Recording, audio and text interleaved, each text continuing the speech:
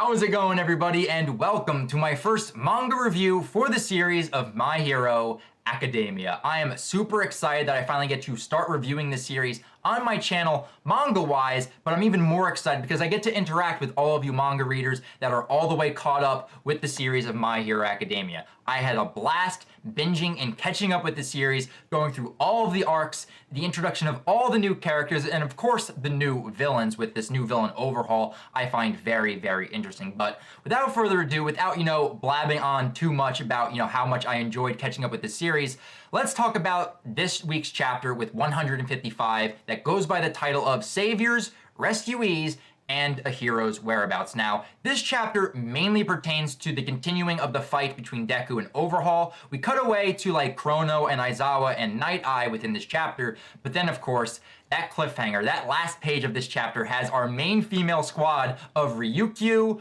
of Uravity, and Froppy busting in through the ceiling, with that big, muscly, expendable person a part of Overhaul's organization, and they're about to interfere between Deku and Overhaul. I'm really excited to see where the dynamic of the fight's going to go, whether or not Overhaul ends up escaping or getting defeated, and how Deku hopefully ends up teaming up with these new heroes entering the fray, going up against Overhaul. That's what I'm hoping for, but we'll see what happens next chapter. But I want to go back to the very beginning of this chapter because it starts off with Chrono and Aizawa, and I'm actually really glad that we started off with these characters because when you go back to last chapter, when Deku was surveying the room, seeing where Sir Night-Eye was, Togata, Eri, he didn't see Aizawa or Chrono anywhere within the room. So with this week's chapter, we cut to these two characters, and we come to learn why Aizawa was actually taken away by Chrono, and it comes to the fact that Chrono, Overhaul, and the Yakuza organization have great interest in his quirk, which honestly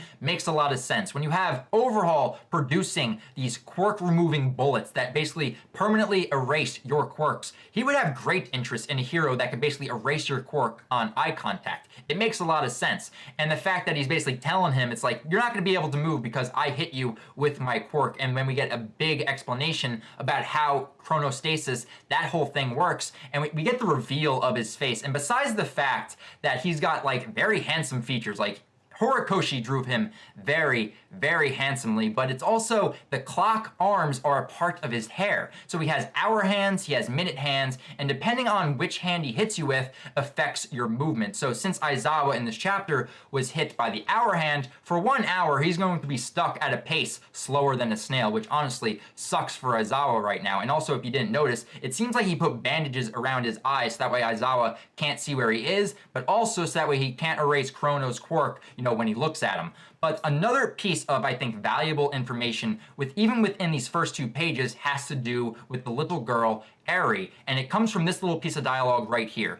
I've got no clue how much you know, but Eri is the boss's daughter. And the little translator note for this week's chapter basically says he's not referring to Overhaul. He's referring to this mysterious bedridden character that was the leader to Overhaul before he ended up, taking over the organization and, forming his squad. So if this little girl is the actual daughter of this bedridden boss that we've never seen before, it's going to show, just with Overhaul's character, what lengths he's willing to go to, even harming the boss's daughter that he most likely looks up to in order to achieve whatever mission or goal he has. So that just goes to show Overhaul's determination that he is willing to do anything. So we move away from the first 2 pages and we go into the Deku versus Overhaul matchup, and I really do like this fight for a couple reasons, and one of them is due to the fact that this is Deku's second fight one-on-one with a villain of an arc. The first one was against Muscular back during the training camp arc, and now once again he's left alone to fight against Overhaul in this arc. And another thing that I really do like this fight is that the panels flow very well. I like the punches being thrown,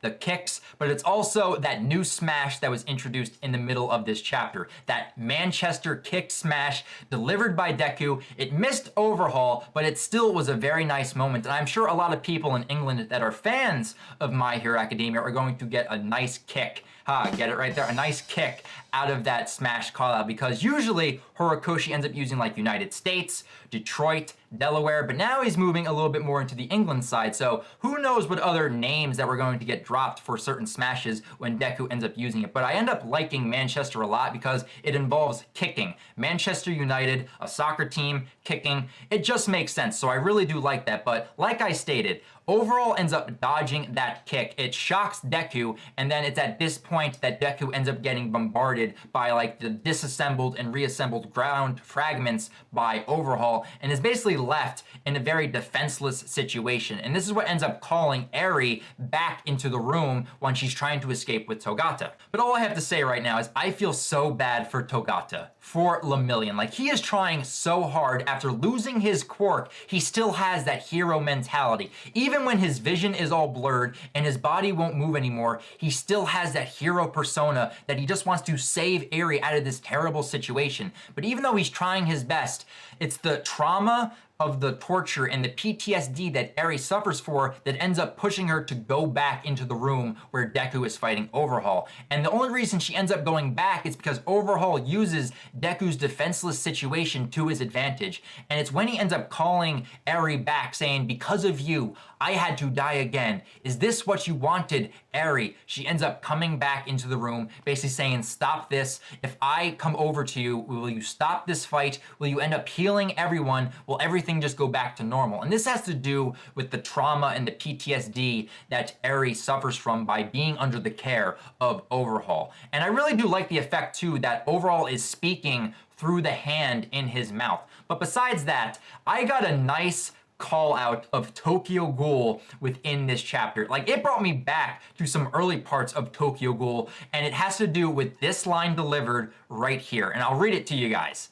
"Indeed, rather than others getting hurt because of you, it's much easier for only you to be the one who gets hurt." Much like Kaneki in Tokyo Ghoul when he's getting tortured by Jason, you would rather get hurt than to have others get hurt instead of you. Like, something along those lines. I'm paraphrasing, but that line right there made me just go all the way back to my love for Tokyo Ghoul. It's like, I don't know if Horikoshi is trying to call out Tokyo Ghoul within this chapter, but I like the call out nonetheless. So we have Eri entering the room. Overhaul is basically saying like, "You are unwanted," and Deku is like trying to fight his best to get, out of this situation with his arms and legs being impaled by these rocks. But we have Sir Night-Eye coming in and basically telling him, it's like, "Midoriya, don't even try. I saw the future.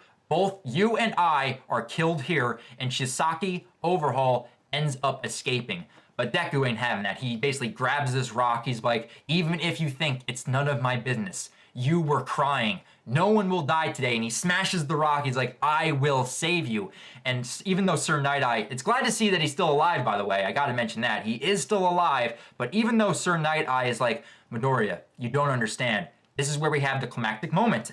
The cliffhanger at the end of this chapter, to where our female squad of Ryukyu, of Uravity, and Froppy busting in through the ceiling, and it's a nice double spread too. I really do like this double page for the ending part of this chapter of them just busting through, and then she's just basically saying right on target. We have Froppy and Uravity, and I'm really hoping too that we have a team up with these female heroes coming in with Deku to, I hope they end up, defeating Overhaul for the ending of this arc, because the ending of the arc is slowly approaching, and I'm really excited to see where Horikoshi is going to take it. But that is the main events of what transpired in this chapter. It's very nice to see that Horikoshi has gotten a lot better, because I know he was sick about, I think, 2 weeks ago, but it's nice to know that he's gotten a lot better, because the art in this chapter, I gotta say, it looks really, really nice, at least from my eyes. You might think differently, but I think this overall chapter was very good, very enjoyable, and it had a nice call out to Tokyo Ghoul, which I really love. But those are my thoughts on this week's chapter, guys. What are your guys' thoughts on this chapter? I'm really excited to hear what you guys have to say. Leave your thoughts down in the comments below. What do you think of, Aizawa being taken away by Chrono? What do you think of the fight so far between Deku and Overhaul? And how do you feel about our main female squad busting in through the ceiling and about to join the fray with Deku going up against Overhaul?